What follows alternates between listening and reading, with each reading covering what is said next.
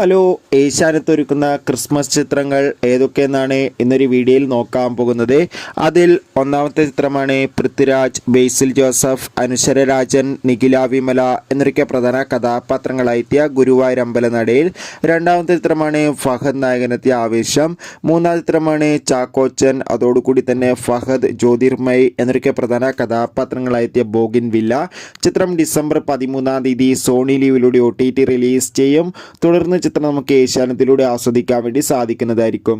ആസിഫ് അലി, അപർണ ബാലമുരളി, വിജയരാഘവൻ, ജഗദീഷ്, അശോകൻ എന്നൊക്കെ പ്രധാന കഥാപാത്രങ്ങളായെത്തിയ ചിത്രമായിരുന്നു കിഷ്കിന്ധ കാണ്ഡം. അടുത്തൊരു ചിത്രമാണ് ജിതിൻ ലാലിൻ്റെ സംവിധാനത്തിൽ ടൊവിനോ തോമസ് നായകനെത്തിയ ചിത്രമായിരുന്നു അജയൻ്റെ രണ്ടാം മോഷണം.